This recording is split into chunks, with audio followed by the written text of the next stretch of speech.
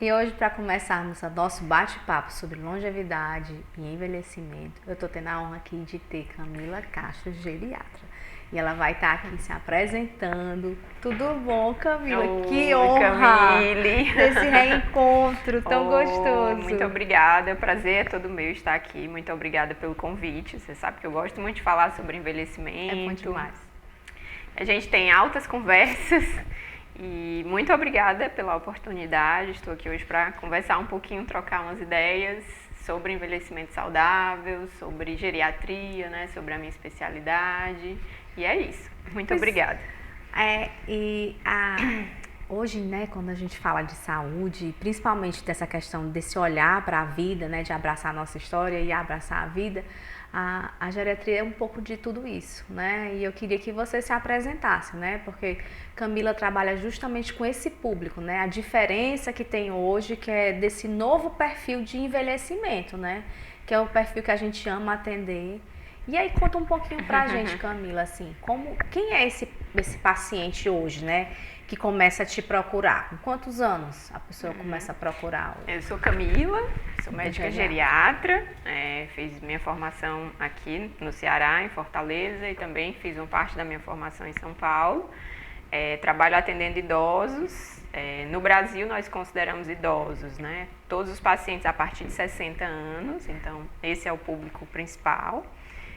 Mas hoje o envelhecimento, né, nós estamos vendo aí de uma forma bem mais ampla, o processo de envelhecimento de uma forma mais ampla, e hoje nós já entendemos que cuidar de um envelhecimento saudável é cuidar desde cedo, é cuidar ainda jovem, é cuidar dos seus hábitos, cuidar do seu estilo de vida, controle de suas doenças, de suas comorbidades, fazer um trabalho preventivo adequado para que você chegue aos 60 bem, né? E não começar a olhar para o envelhecimento somente a partir dos 60. Então, hoje a gente está tendo essa mudança de perspectiva da população também, né?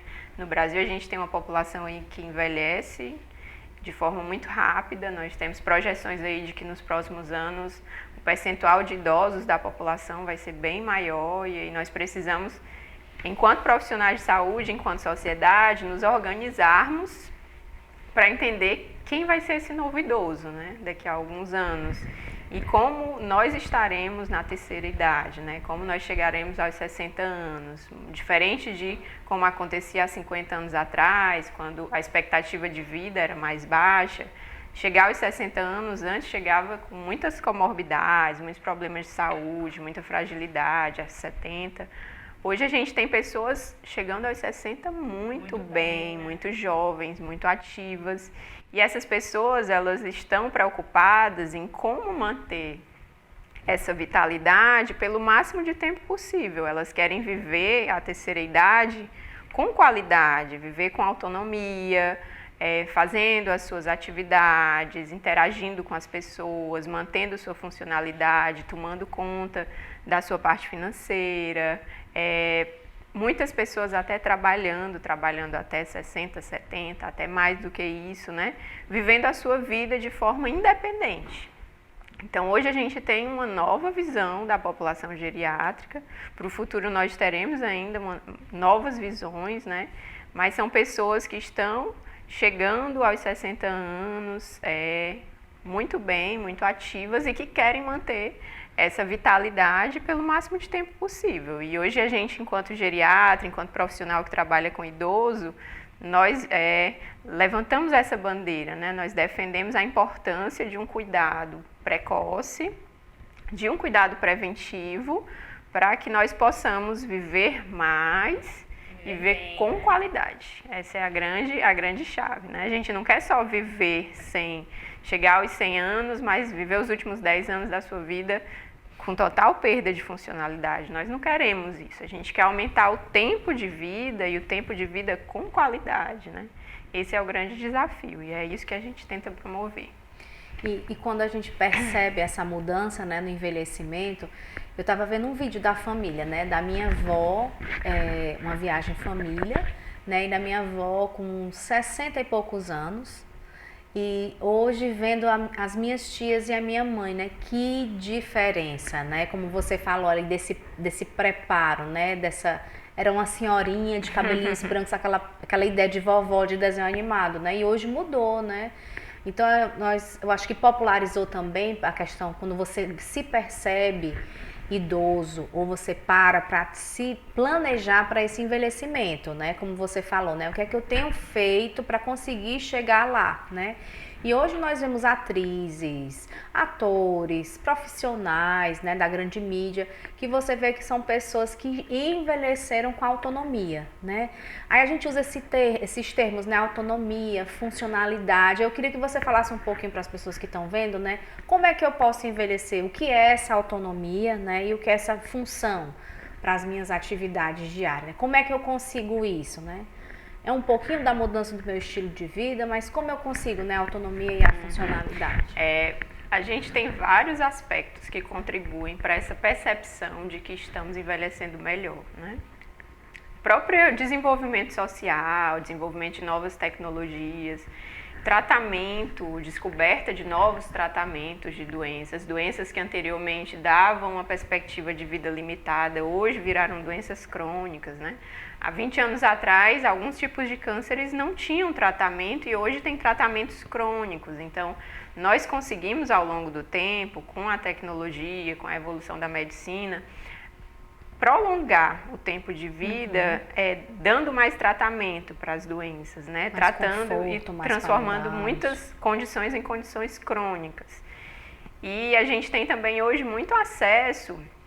Antigamente a mídia que a gente tinha era muito limitada, né? Era televisão, era rádio, a gente não tinha difusão de internet, então a difusão da informação era mais restrita. Hoje a gente tem um celular, a maioria das pessoas tem acesso e elas podem ter acesso no celular, buscar uma alimentação mais saudável, buscar estratégias de atividade física que você pode utilizar em casa para melhorar a sua funcionalidade, se informar sobre doenças. Eu sou diabético, faço uma pesquisa na internet, logo eu vou ter acesso a quais tipos de alimentos são mais adequados para mim, quais são as principais complicações que eu vou ter ao longo da vida com essa doença. Então, o acesso à informação facilitou muito esse processo, ele nos ajudou muito a entender e a enxergar melhor como é o desenvolvimento de tudo isso, né? E juntamente com a evolução tecnológica, a evolução de medicamentos, o acesso à saúde, né, que melhorou, a gente tem hoje essa mudança. E hoje a gente consegue chegar nesse momento de refletir sobre funcionalidade, né? Funcionalidade, quando a gente fala, é a capacidade do ser humano continuar exercendo as suas funções, seja elas funções de hábitos de vida, hábitos instrumentais, né? A capacidade que você tem de trabalhar, gerenciar a sua parte financeira, gerenciar decisões dentro da sua família, gerenciar decisões próprias ou de dependentes seus, né? Então, é toda essa capacidade que você tem de gerenciar a parte instrumental da sua vida. E a autonomia? A autonomia é relacionada à parte cognitiva, é a capacidade que eu tenho de tomar decisões sobre a minha vida, né? Sobre o que eu posso fazer, o que eu quero fazer, o que eu entendo como melhor para mim. Então, a autonomia, ela depende de uma capacidade cognitiva adequada. Nos casos em que você tem prejuízo cognitivo, você tem essa perda de autonomia, né? Quando você não tem mais discernimento para tomar decisões sobre a sua vida ou decisões sobre suas questões de saúde ou sobre atos de vida civil, a gente diz que você tem essa perda de autonomia, essa perda da sua capacidade de tomar decisões, né? Enquanto que a independência, que é outro pilar que a gente fala muito na geriatria, já é a capacidade de você deslocar-se, a sua capacidade de mobilidade, de você realizar atividades sozinha, que aí vem a capacidade do autocuidado, de ir e vir, capacidade de andar, coisas simples, às vezes a sua capacidade de se vestir, de tomar banho sozinha, né? Coisas que em certas doenças ou em fases avançadas de algumas doenças no processo de envelhecimento, você tem a perda dessa independência. Já fica mais difícil, Você né? precisa da ajuda de outras pessoas para realizar atividades básicas, né? Então, esse é um outro marco, é um outro aspecto que a gente trabalha muito, é preservar a autonomia e a independência dos pacientes, né, para evitar esse prejuízo.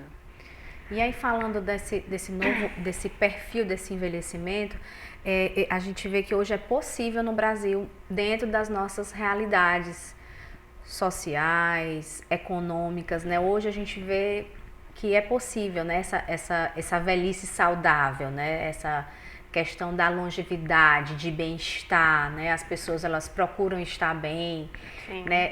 Quando eu estudava no colégio, geografia, a gente estudava que o Brasil era um país jovem, né? Então, assim, aquela coisa, né? O país da praia, de corpos novos, e aí esses corpos foram envelhecendo, né?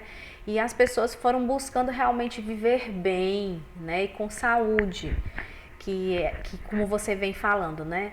E que antes a gente via esse perfil muito no berço da geriatria, né? Nos outros países, que tinha mais acesso à saúde, que as pessoas buscavam, tinha essa percepção, né, de como me alimentar, como buscar viver, como posso viver melhor, né? E eu lembro que uma vez eu fiz, a primeira viagem que eu fiz internacional, eu vi um idoso que eu pensei, gente, se fosse aqui no Brasil, ele não estava andando só, né? Assim, super debilitado, muito debilitado, mas assim, com a autonomia de sair com a bolsinha dele e fazer as compras dele. Né, e que às vezes a gente abraça, né, os pacientes, a gente busca muito isso, deixa sua mãe fazer as coisas, deixa seu pai fazer, né? Então às vezes a gente esquece isso, de olhar para realmente a capacidade que aquele idoso tem, né? A capacidade real, né?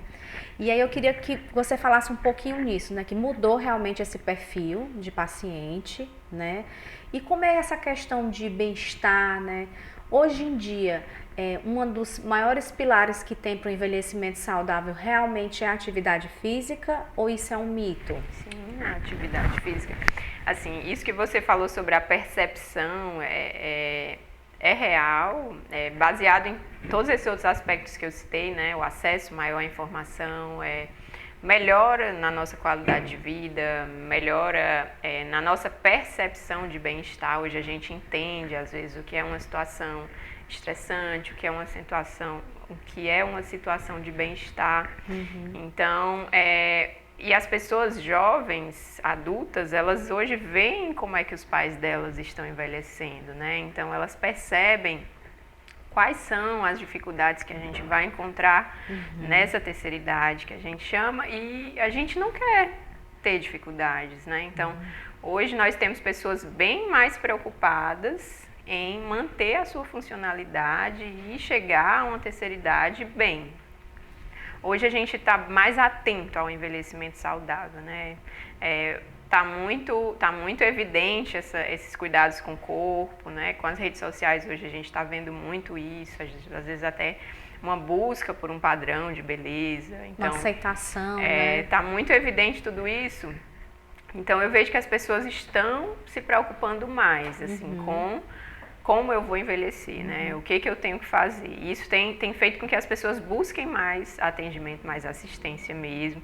É muito importante que a gente dê orientações adequadas, né? Que as pessoas tenham acesso a orientações adequadas, porque a gente está vendo também muitas informações que não são tão adequadas nesse processo de envelhecimento, né?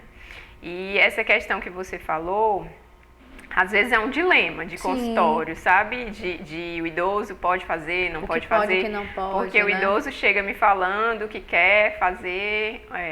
musculação, hidroginástica. Que quer fazer alguma coisa em casa e o filho diz, não, eu não quero mais que ele faça isso porque isso é perigoso, porque ele pode cair e se machucar. Entendi. E aí a gente tem que tentar fazer o filho entender que é importante manter o seu pai ativo, que tirar funções não é adequado.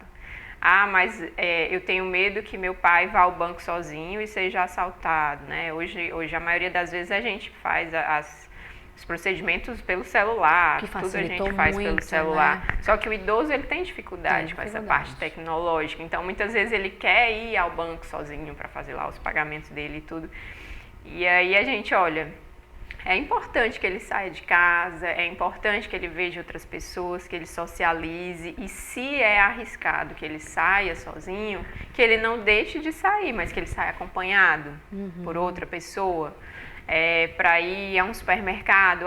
Eu não quero mais que o meu pai vá sozinho porque ele pode ter dificuldade em fazer pagamento. Tudo bem, mas não retire essa função do idoso, não deixe ele agora em casa e vá você sozinho, mas vá junto, né? Leve outra pessoa. Eu gosto muito de falar isso. Olha, ela não gosta de fazer o supermercado, pois mantenha isso. É uma rotina, faz parte da vida daquela pessoa. E faça com que aquilo se torne seguro. Coloque alguém para acompanhar. Se a pessoa antes carregava as coisas sozinha, vá outra pessoa para ajudar a carregar, né? Caminhadas, às vezes falam muito isso. Doutor, eu gosto muito de caminhar, mas está perigoso caminhar por conta de as ruas, assalto. Tudo bem, eu entendo tudo isso. Se é realmente um lugar que inviabiliza, a gente tenta adaptar de outras formas, mas se dá para sair, sai acompanhado, não, né? E não deixe de sair, entende? E também, Camila, essa questão, né, que realmente é um ganho. Melhorou muito a questão, né, as questões de acesso na rua, né, a questão que a gente vê que já tem mais marcações, a questão das sinalizações, mas é algo que é aos pouquinhos, né? Melhorou muita muito coisa, ainda precisa ser melhorado. Mas precisa ser melhorado, a realidade é essa. E a gente esquece que esse é um passeio para o idoso, né, que é uma rede de apoio. Eu tenho uma paciente que ela dizia assim, que a mãe dela amava ir ao banco, amava ir ao mercantil, né, porque nós estamos no Ceará e o cearense faz mercantil, né, mas ali era a rede de apoio dela, o caixa sabia. Momento de socialização. É um momento que ela socializa, né, então assim, não tire isso, né, como você falou. E uma coisa que eu acho um marco o diferencial na geriatria é que nós conseguimos alcançar a família e fazer saúde, né? Então, assim, aí eu queria que você comentasse um pouquinho isso, né? Da diferença desse atendimento domiciliar. Sim. Quando você chega para abordar, assim, essa família. Conta aí como é Você me fez lembrar de uma paciente que eu tinha em São Paulo, era uma senhora idosa que ela morava sozinha e aí ela morava há 40 anos no mesmo prédio, conhecia todos os vizinhos, conhecia o padeiro, conhecia o açougue, conhecia o dono do supermercado. E ela todo dia saía para fazer aquela rotina dela e aí de repente ela caiu na rua e a família ficou com medo que ela saísse sozinha e terceirizou tudo isso. Olha, a senhora agora não precisa mais ir ao supermercado, a gente vai fazer o supermercado, a senhora não precisa mais ir à padaria, a gente vai... E ela ficou deprimida, porque ela não saía mais de casa. Ela só saía uma vez na semana para ir à missa, no final de semana, porque vinha um familiar e levava.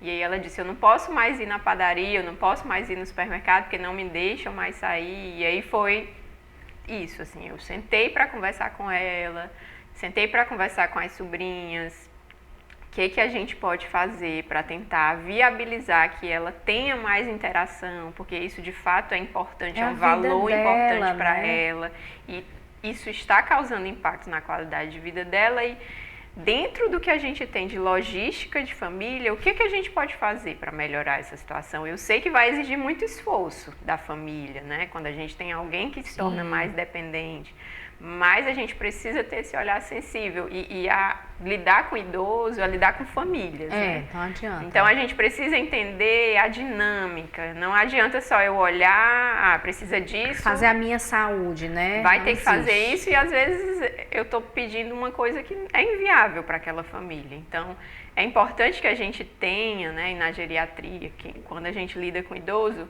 esse entendimento da dinâmica da família, de como funcionam as coisas, né? De como funciona aquela família, para que a gente possa tentar adaptar as coisas que a gente precisa ao que a gente tem, para que a gente seja efetivo nas nossas intervenções, porque se a gente é como um nutricionista que prescreve um alimento que não tem nem naquele município para o paciente comer. Então, como é que você vai, qual é a eficiência que você vai ter nessa intervenção, né? Se você não adequa aquilo à realidade daquela pessoa. Então, na geriatria a gente tem muito esse olhar no cuidado ao idoso, né?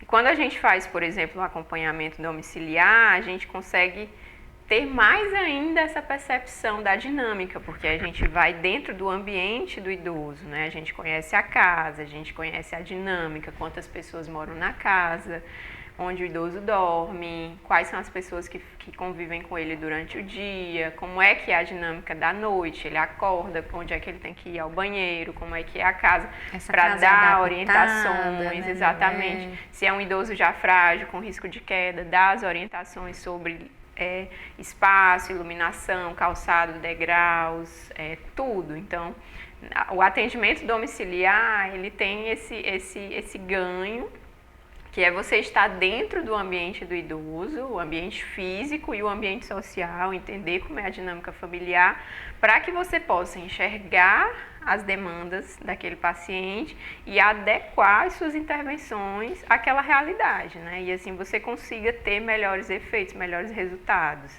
Então, o atendimento domiciliar hoje também é um atendimento muito importante, principalmente para idosos mais frágeis, né, que já têm dificuldade de se deslocar até o consultório, e traz esse benefício, esse ganho de que você consegue ter essa melhor avaliação do dia a dia, da rotina do idoso e das suas necessidades, né? Agora, no caso, a gente na gerontologia, né, e na geriatria, como o olho da gente brilha, como fala, em atendimento domiciliar, né? Aí você vendo aí tantas histórias de tantas famílias que foram parceiras e que você pode olhar e dizer, poxa, aqui eu fiz saúde, né? Aqui deu certo, a família... É quando a gente chega e chama essa família para fazer a diferença na vida desse idoso, né? E realmente só anda se for assim, né? Junto com essa família. E entender que pequenas adaptações, pequenas estratégias, pequenas mudanças podem ter um grande impacto, né? Que em larga escala, aquela prevenção de quedas simples de tirar objetos do meio da casa, colocar uma barra de apoio. Se é uma queda que você previne, é uma fratura que você previne, é um TCE que você previne, são agravos maiores que podem, de fato, fazer com que aquele paciente fique internado. Muitos pacientes falecem depois de quedas, né, de desfechos que começaram lá atrás numa queda. E essas pequenas coisas podem ter esse grande impacto. E isso acaba aumentando o tempo de vida daquele paciente, a expectativa de vida e a qualidade de vida. Isso é muito importante. E isso pra gente é muito gratificante. Muito rico, também. Né? Camille, pra gente conversar um pouquinho aí, vamos falar um pouquinho sobre prevenção de quedas, né?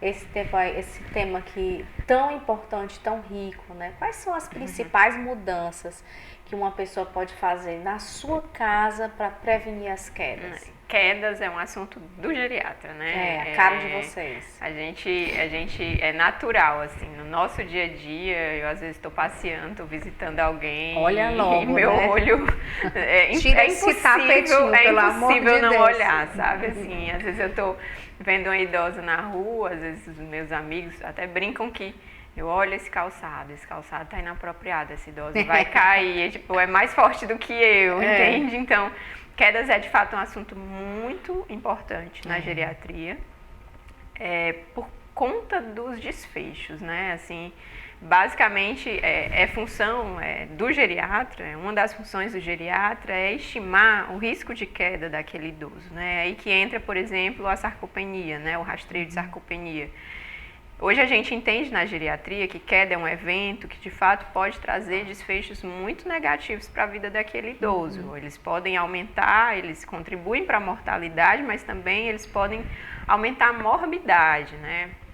Muitas vezes o idoso, eu tenho vários exemplos de idosos que eram ativos, eram funcionais, ficou fragilizado, e aí tiveram uma queda de própria altura, fraturaram o fêmur, e aí se tudo acontecer da melhor forma possível, aquele idoso em algumas semanas está andando, está de volta às suas atividades, à sua funcionalidade, mas muitas vezes dentro de um internamento tem uma infecção, tem uma complicação pós-operatória, vira um internamento mais prolongado e aquele idoso sai frágil daquele internamento e sai com perda funcional, né? E tem mais dificuldade de recuperar sua funcionalidade comparado a outro idoso. Então, quedas são eventos que podem sim trazer desfechos muito desfavoráveis para a vida do idoso. Por isso que na geriatria a gente tem esse olhar tão forte sobre o risco daquele idoso ter queda, porque de fato a gente tem que tentar prevenir ao máximo e reduzir ao máximo esse risco para reduzir esses eventos, né? E são mudanças, ajustes, né? Conta aí um pouquinho. E aí no né? caso do idoso frágil, a gente tem que dar muitas orientações de ajustes domiciliares, né? Que podem reduzir o risco de queda. Então, a gente sabe que a maior parte dos idosos caem dentro de casa, né? As quedas que trazem esses desfechos desfavoráveis ocorrem dentro de casa. Muitas quedas ocorrem, por exemplo, dentro do banheiro, né? Tropeços, tapetes, às vezes o idoso tropeça no tapete, às vezes o idoso escorrega num piso molhado, às vezes o idoso tá levantando do sanitário e aí fica tonto e cai, bate a cabeça no sanitário, bate a cabeça na pia ou na parede. A gente tem exemplos, infelizmente, das mais diversas formas. Às vezes é um degrau, a escada está descendo do quarto para a sala e escorrega e pisa diferente no degrau e aí não se equilibra bem, cai, né? Então, é muito importante que a gente tenha esse olhar atento ao ambiente domiciliar, que é onde o idoso passa a maior parte do tempo, para que seja um ambiente adequado e que possa reduzir o risco dessas quedas. Então, uma das coisas que a gente sempre fala é o tipo de calçado que o paciente usa, né? Idosos têm que usar calçados presos no pé, calçados que não saiam com facilidade. Se o idoso está sentado e vai levantar, calça bem o calçado no pé antes de levantar e sair, e não sair andando e tentando ajeitar o calçado no pé. E aquela orientação, né? Vai se trocar, então não se troca molhado no banheiro, né? Se enxuga e leva e deixa essa roupa para você trocar ou na cadeira ou em cima da cama. Isso. Né? Para não ter esse perigo de querer botar a calça e cair. Adaptações ao banheiro, a barra de apoio no lugar do chuveiro, porque às vezes o idoso baixa para higienizar o pé, para higienizar a perna, então já se apoia, porque às vezes na hora que ele levanta ele fica tonto e cai, bate a cabeça, tropeça, enfim. As barras de apoio no banheiro são muito importantes, próximas ao sanitário, para o idoso se segurar na hora de sentar e levantar, para evitar esse desequilíbrio, essa queda. Tirar os tapetes da casa que podem tropeçar. Pisos antiderrapantes são importantes para evitar essa questão de escorregar e cair. Uma boa iluminação. A boa iluminação.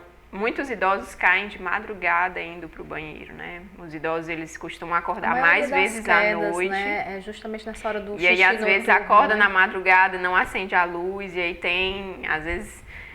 numa casa que tem criança, tem um carrinho ali no meio, tem um brinquedo, então tropeça, cai. Né, então, ambientes bem iluminados, eu dou muito a orientação, às vezes, daquelas luzes que vão acendendo, né? Sensor de presença. Ou aquelas luzes que ficam fluorescentes, que aí dá para ver o caminho do chão também. Onde tiver degrau, barras de apoio para o idoso se apoiar subindo e descendo, para que ele não se desequilibre descendo e caia. Então, tem várias orientações que a gente pode dar de adaptações da casa para que reduzam esses riscos de queda, né? Várias adaptações que a gente dá para o idoso também e conversa com a família. Às vezes, são coisas que precisam ser ajustadas dentro do banheiro, dentro do quarto, na cozinha, mas que são coisas simples que a gente pode, de fato, acabar tendo grande impacto nessa prevenção das quedas, né? É uma adaptação, né? Algo tão simples, né? Naquela mudança naquele domicílio. E aí, Camila, eu queria te pedir, fala um pouquinho também da sarcopenia para as pessoas entenderem, né? Sarcopenia também é algo que ultimamente vem sido bem mais estudado. Nós hoje temos entendimento do processo de fragilização, né? As pessoas, é normal o idoso andar devagarzinho? Não é normal o idoso andar devagarzinho. Se ele está andando devagarzinho, se ele está encurvado para frente, pode ser que ele tenha mudanças músculo-esqueléticas no corpo dele que estejam contribuindo para aquilo. O processo de envelhecimento, ele traz várias mudanças, mas a gente pode tentar melhorar aquilo para evitar outras complicações, né? Então, a sarcopenia é a redução da força muscular e da massa muscular. É um processo que é frequente no envelhecimento, que não é natural. Não é normal, é uma alteração. Tem essa diminuição. E aí a gente precisa identificar os idosos que estão dentro desse processo de sarcopenia para tratar esse processo, né?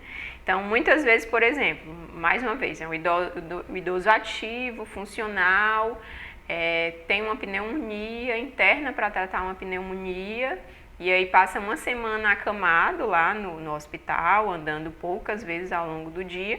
Quando volta para casa, volta com fraqueza nas pernas. Não está conseguindo andar direito porque está sentindo as pernas fracas.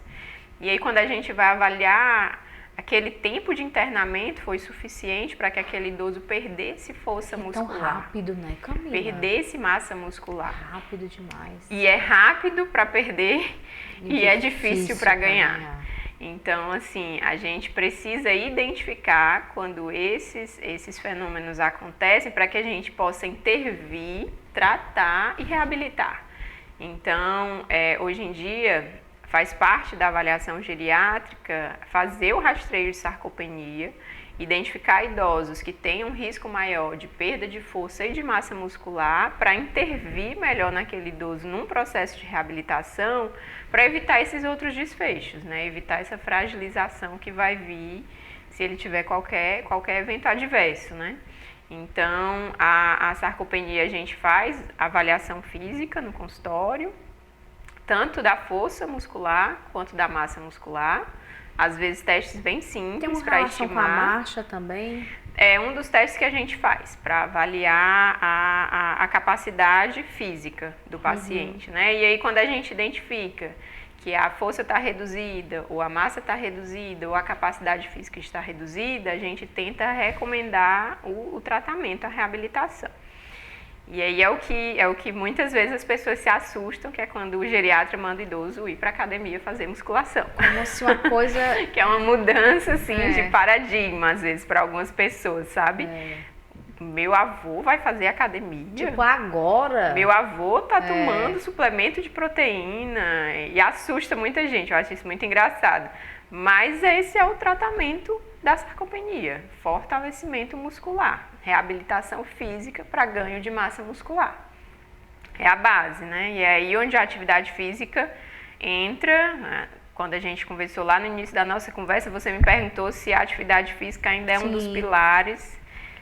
Vai continuar sendo, porque a atividade física está relacionada à melhora da qualidade de vida, está relacionada, é base de tratamento para várias condições de saúde, é base de tratamento para hipertensão arterial, base de tratamento para diabetes e faz parte desse cuidado para prevenção de sarcopenia, para prevenção de perda de força muscular, de massa muscular e fragilidade no envelhecimento, né? Então, para o jovem, a gente sabe que ter uma vida ativa enquanto jovem vai ter reflexos no processo de envelhecimento. A gente tem uns gráficos na geriatria que a gente mostra que a reserva muscular que você faz enquanto jovem, ela vai ter impacto na sua funcionalidade no envelhecimento. Né? Que massa, repete aí, Camila. Se você tem uma reserva muscular durante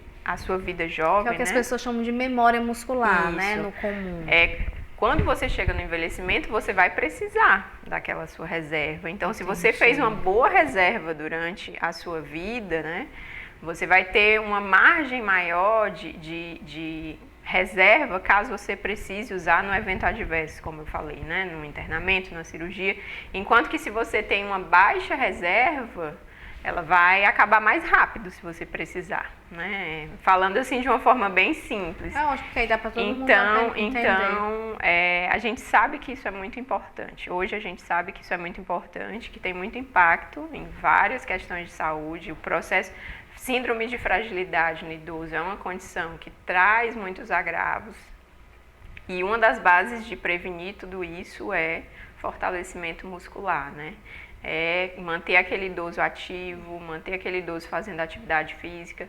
No caso da prevenção de sarcopenia, atividade física resistida para ganho de massa muscular. Musculação. E aí vem junto com a alimentação, que é a outra base, né? As duas juntas. Não adianta você tentar fazer todo o esforço físico se você não tem uma alimentação adequada e não está dando substrato, micronutriente para a produção de massa muscular, por exemplo, né?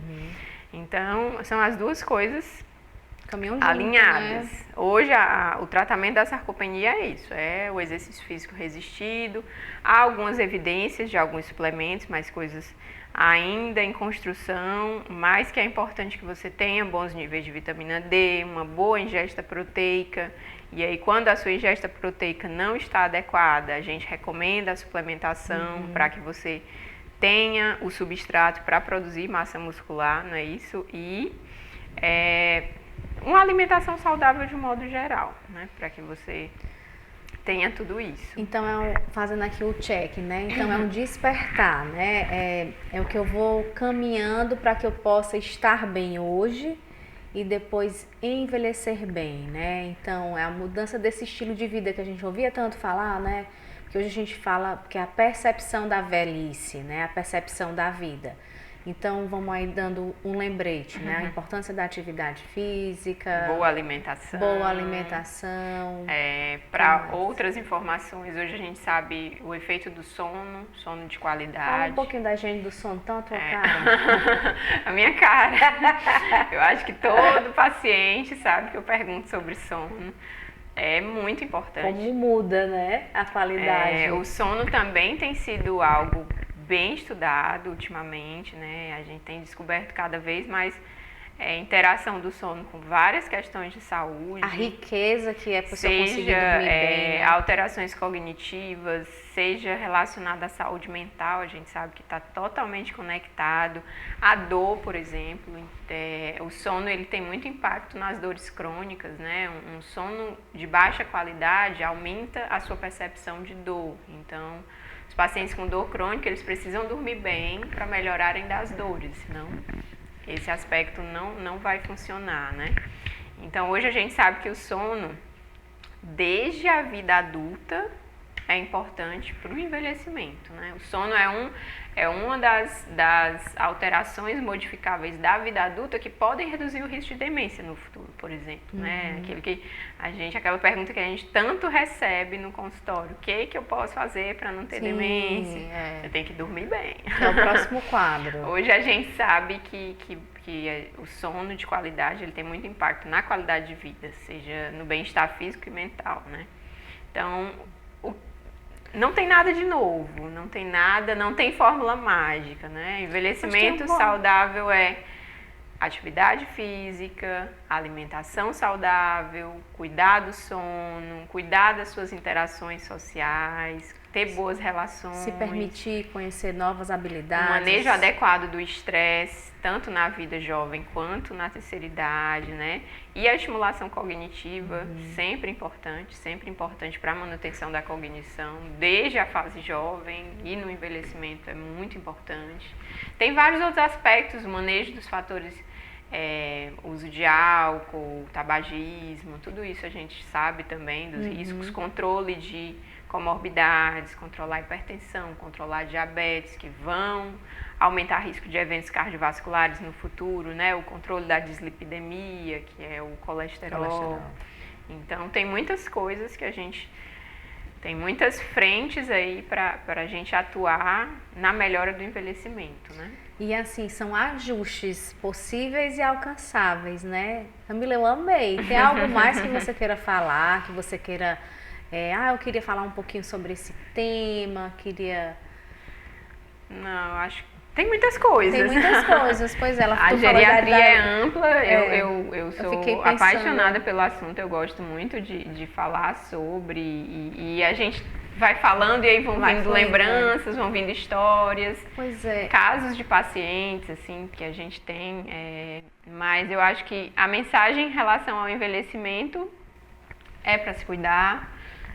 O cuidado não começa só aos 60 anos, começa bem antes disso. E os cuidados, às vezes, são cuidados simples, cuidados na sua rotina, né? É um cuidado com a sua alimentação, é um cuidado com as suas relações, é um cuidado com o manejo que você dá aos eventos que te estressam, é um cuidado com o seu sono. São os seus hábitos, os hábitos que você escolhe, né? O cuidado das suas doenças, cuidar adequadamente da hipertensão, da diabetes, da dislipidemia. Então, ter um acompanhamento médico regular, fazer seus exames preventivos periódicos. Se permitir ser acompanhado por um geriatra. E quando você já tem alguma questão de saúde, né, o impacto de uma assistência multidisciplinar, de você ter a abordagem de vários profissionais, tudo isso é muito importante. E para aquele idoso que já precisa de uma assistência domiciliar, aquilo que a gente falou, né, todos os cuidados que a gente pode ofertar em domicílio. E eu acho que uma mensagem muito importante que faz da geriatria uma especialidade diferente é esse olhar individual que a gente tem, né? É o olhar para adequar as nossas intervenções, aquilo que a gente sabe que tem benefício, à realidade daquele paciente. Às vezes eu sei qual é o melhor remédio que existe no mundo para tratar aquela doença, mas eu sei que ele não está dentro da realidade daquele paciente. Então, eu preciso fazer as minhas adaptações e sempre conversando, sempre compartilhando, para que a gente possa ser mais efetivo no tratamento daquele paciente e no processo de envelhecimento saudável. Isso. Foi muito bom, muito obrigada, viu, Camila? Eu que agradeço pela oportunidade. Sempre bom estar aqui, conversar, trocar ideias e fluir, né, como a gente fala. Obrigada. Nada.